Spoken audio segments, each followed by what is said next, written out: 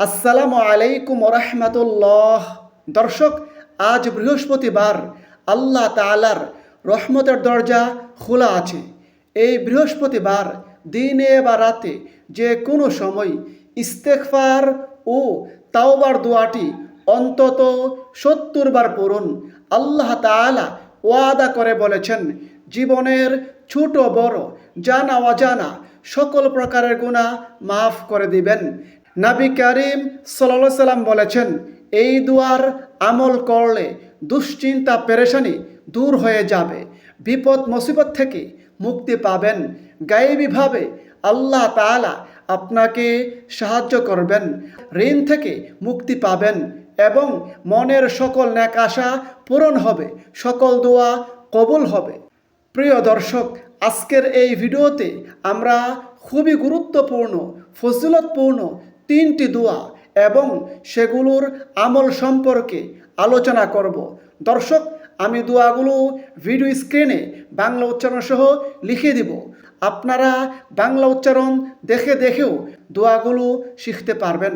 প্রিয় দর্শক, গুরুত্বপূর্ণ ভিডিওটি না টেনে সম্পূর্ণ দেখুন এবং উপকারী মনে হলে অবশ্যই প্রিয়জনের কাছে বেশি পরিমাণে শেয়ার করুন। আপনি যদি আমাদের চ্যানেলের নতুন দর্শক হয়ে থাকেন তাহলে চ্যানেলটি এখনই সাবস্ক্রাইব করে পাশের বেল আইকনটি অল নোটিফিকেশন করে রাখুন, যেন পরবর্তী ভিডিওগুলো সহজেই পেয়ে যান। দর্শক, এই জীবনে আমরা কতই না গুনাহ করেছি, গুনাহ করতে করতে পাহাড় সম পরিমাণ করে ফেলেছি। গুনাহে জর্জরিত আমাদের এই জীবন। তারপরও যদি আমরা মন থেকে তাওবা ইস্তেগফার করি তাহলে অবশ্যই আল্লাহ তাআলা আমাদের জীবনের সমস্ত গুনাহ খাতা মাফ করে দিবেন। এ প্রসঙ্গে আল্লাহ তাআলা পবিত্র কোরআনে ওয়াদা করে বলেছেন, যে ব্যক্তি মন্দ কাজ করবে কিংবা নিজের প্রতি জুলুম করবে, তারপর আল্লাহর কাছে ইস্তেগফার করবে, ক্ষমা প্রার্থনা করবে, সে ব্যক্তি আল্লাহকে পাবে ক্ষমাশীল পরম দয়ালু। সূরা নিসা আয়াত 10। দর্শক, পবিত্র কোরআনের অন্য স্থানে আল্লাহ তাআলা আরও বলেন, তোমরা আল্লাহর কাছে ক্ষমা প্রার্থনা করো, নিশ্চয়ই আল্লাহ ক্ষমাশীল। সূরা বাকারা আয়াত 199। দর্শক, গুনাহ খুবই খারাপ জিনিস। গুনাহের কারণে আমাদের সকল আমল বরবাদ হয়ে যাচ্ছে, চেহারার জ্যোতি নষ্ট হয়ে যাচ্ছে। গুনাহের কারণে নেক আমল করতে ভালো লাগে না। এছাড়াও গুনাহের আরও অসংখ্য ক্ষতি রয়েছে। সুতরাং গুনাহমুক্ত জীবনযাপন করতে আল্লাহ তাআলার কাছে প্রত্যেক দিন বেশি বেশি পরিমাণে আমাদেরকে ইস্তেগফার করা উচিত। ইস্তেগফার এতই গুরুত্বপূর্ণ ফজিলতপূর্ণ আমল যে আমাদের প্রিয় নবী সাল্লাল্লাহু আলাইহি সাল্লাম দৈনিক ৭০ বারের অধিক আল্লাহ তাআলার কাছে ইস্তেগফার বা ক্ষমা প্রার্থনা করতেন। এ প্রসঙ্গে প্রিয় নবী সাল্লাল্লাহু আলাইহি সাল্লাম বলেছেন, আল্লাহর শপথ, আমি প্রত্যেক দিন ৭০ বারের অধিক আল্লাহ তাআলার কাছে ইস্তেগফার বা ক্ষমা প্রার্থনা করি। সুবহানাল্লাহ। বুখারী শরীফ হাদিস নম্বর ৬৩০৭। দর্শক, বেশি বেশি পরিমাণে ইস্তেগফারের আমলের মাধ্যমে দুশ্চিন্তা পেরেশানি দূর হয়ে যায়, বিপদ মুসিবত দূর হয়ে যায়। সেই সঙ্গে বেশি বেশি পরিমাণে ইস্তেগফারের আমলকারীকে আল্লাহ তাআলা গায়েবীভাবে রিজিক দান করেন।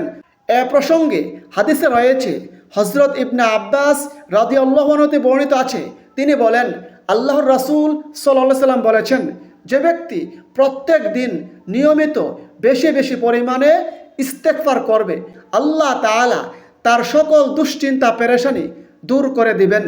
আল্লাহ তাআলা তার সকল বিপদ আপদ দূর করে দিবেন এবং বেশি বেশি পরিমাণে ইস্তেগফারের কারণে আল্লাহ তাআলা তাকে গায়েবীভাবে এমন উৎস থেকে রিজিক দান করবেন যা সে কল্পনাও করতে পারবে না। সুবহানাল্লাহ। আবু দাউদ শরীফ হাদিস নম্বর 1518। দর্শক, প্রত্যেক বৃহস্পতিবার এবং সোমবার দিবাগত রাতে আল্লাহ তাআলার কাছে বান্দার সাপ্তাহিক আমলনামা পেশ করা হয় এ প্রসঙ্গে হাদিসে রয়েছে, হজরত আবু হুরাইরা রাদিয়াল্লাহু আনহু হতে বর্ণিত আছে, তিনি বলেন, আল্লাহর রাসূল সাল্লাল্লাহু আলাইহি সাল্লাম বলেছেন, প্রতি সপ্তাহে সোমবার এবং বৃহস্পতিবার আল্লাহ তাআলার কাছে বান্দার সাপ্তাহিক আমলনামা পেশ করা হয়। তখন আল্লাহ তাআলা তার মুমিন বান্দাদের ক্ষমা করে দেন। কিন্তু যে দুই ব্যক্তির পারস্পরিক হিংসা বিদ্বেষ রয়েছে তাদেরকে ক্ষমা করা হয় না। হাদিসটি মুসলিম শরীফে বর্ণিত হয়েছে, হাদিস নম্বর 2565, তিরমিজি শরীফ হাদিস নম্বর 747। দর্শক, তাছাড়া বৃহস্পতিবার জান্নাতের দরজাসমূহ খোলা আছে। এ প্রসঙ্গে হাদিস রয়েছে, প্রিয় নবী সাল্লাল্লাহু আলাইহি সাল্লাম বলেছেন, প্রত্যেক সোমবার এবং বৃহস্পতিবার জান্নাতের দরজাসমূহ খুলে দেওয়া হয়। এরপর এমন সব বান্দাকে ক্ষমা করে দেওয়া হয় যারা আল্লাহর সঙ্গে অংশীদার স্থাপন করে না। সুবহানাল্লাহ। হাদিসটি মুসলিম শরীফে বর্ণিত হয়েছে, হাদিস নম্বর 6438। দর্শক, আল্লাহ তাআলা আমাদের জীবনে দিন ও রাত দুটি ধারা রেখেছেন। এর মধ্যে কিছু দিন ও রাতকে বিশেষভাবে বরকতময় করেছেন। এতে সঠিকভাবে আমল করলে দুনিয়া ও আখিরাতে সফলতা লাভ হবে। সুতরাং প্রিয় দর্শক, আজ বৃহস্পতিবার দিনে বা রাতে যে কোনো সময় তাওবা ইস্তেগফারের ছোট্ট দোয়াটি অন্তত 70 বার পড়ুন। আল্লাহ তাআলা ওয়াদা করে বলেছেন, জীবনের সমস্ত গুনাহ খাতা মাফ করে দিবেন।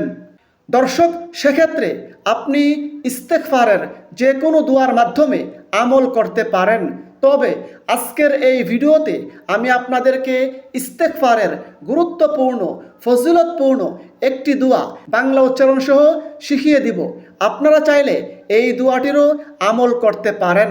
ইস্তেগফারের সেই গুরুত্বপূর্ণ ফজিলতপূর্ণ দোয়াটি হচ্ছে, আস্তাগফিরুল্লাহ আল্লাযী লা ইলাহা ইল্লা হুয়াল হাইয়ুল কাইয়্যুম ওয়া আতুবু ইলাইহি। অর্থ, আমি আল্লাহর কাছে ক্ষমা চাই, তিনি ছাড়া প্রকৃতপক্ষে কোনো মাবুদ নেই, তিনি চিরঞ্জীব, চিরস্থায়ী এবং তার কাছে তাওবা করি।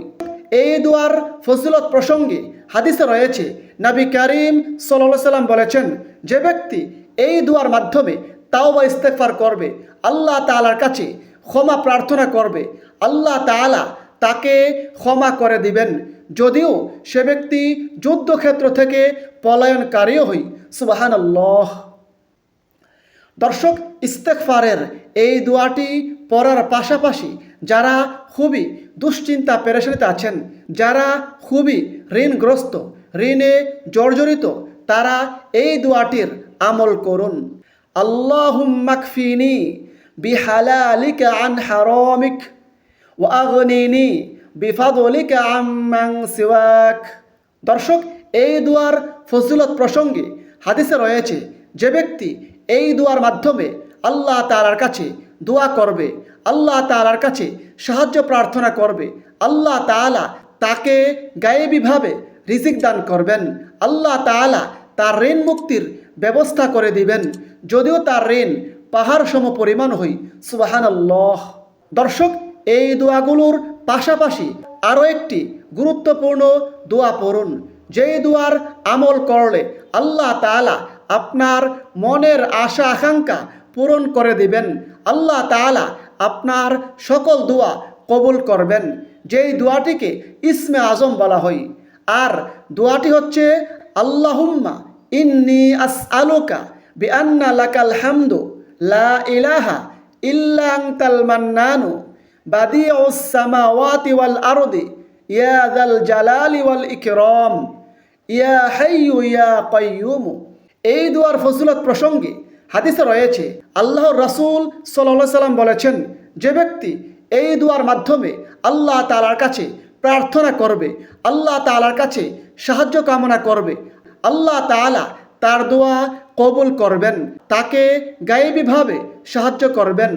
দর্শক, আবারও সংক্ষেপে বলে দিচ্ছি ইস্তেগফারের আমলটি কিভাবে করবেন। আজ বৃহস্পতিবার দিনে বা রাতে যে কোনো সময় এক জায়গায় বসে মনোযোগের সঙ্গে চুপি চুপি প্রথমে ইস্তেগফারের এই দোয়াটি অন্তত 70 বার পড়ুন। আস্তাগফিরুল্লাহ আল্লাযী লা ইলাহা ইল্লা হুয়াল হাইয়ুল কাইয়্যুম ওয়া আতুবু ইলাইহি। তারপর ঋণ থেকে মুক্তি লাভের এবং গায়েবী রিজিক লাভের এই দোয়াটি অন্তত 3 বার পড়ুন। আল্লাহুম্মা কফিনি বিহালালিকা আন হারামিক ওয়া আগনিনি বিফাদলিকা আম্মান সিওয়াক। তারপর একবার ইসমে আজম বা মনের আশা আকাঙ্ক্ষা পূরণের দোয়াটি পড়ুন। আল্লাহুম্মা ইন্নী আসআলুকা বিআন্না লাকাল হামদু লা ইলাহা ইল্লা আনতাল মান্নানু বাদিউস সামাওয়াতি ওয়াল আরদি ইয়া যাল জালালি ওয়াল ইকরাম ইয়া হাইয়্যু ইয়া কাইয়্যুম। এইভাবে দোয়া 3টি পড়ার পর আপনি অন্তত 3 বার রাসূলের প্রতি দুরূদ পাঠ করুন। সেক্ষেত্রে আপনি যে কোনো দুরূদ শরীফ পড়তে পারেন। আপনি চাইলে এই সহজ দুরূদ শরীফটি পড়তে পারেন, সাল্লাল্লাহু আলান নবী মুহাম্মদ। তারপর সর্বশেষে দুহাত তুলে বিনয়ের সঙ্গে কাকতি মিনতি করে আল্লাহ তাআলার কাছে নিজের জীবনের সমস্ত গুনাহের কথা স্বীকার করে ক্ষমা প্রার্থনা করুন। আল্লাহ তাআলা আপনার জীবনের ছোট বড় জানা অজানা সকল প্রকারের গুনাহ মাফ করে দিবেন। আল্লাহ তাআলার কাছে সকল প্রয়োজন তুলে ধরুন। আল্লাহ তাআলা আপনার সকল প্রয়োজন পূরণ করবেন। আল্লাহ তাআলার কাছে ঋণ থেকে মুক্তি লাভের দোয়া করুন। আল্লাহ তাআলা আপনার ঋণ মুক্তির ব্যবস্থা করে দিবেন। আপনার দুশ্চিন্তা পেরেশানি দূর করে দিবেন। বিপদ মুসিবত থেকে মুক্তি পাবেন। মোট কথা, আল্লাহ তাআলা আপনার মনের সকল নেক আশা পূরণ করবেন, সকল দোয়া কবুল করবেন ইনশাআল্লাহ। মহান আল্লাহ তাআলা আমাদের সকলকে এই গুরুত্বপূর্ণ ফজিলতপূর্ণ আমলগুলো করার তৌফিক দান করুন। আমিন। আসসালামু আলাইকুম ওয়া রাহমাতুল্লাহ।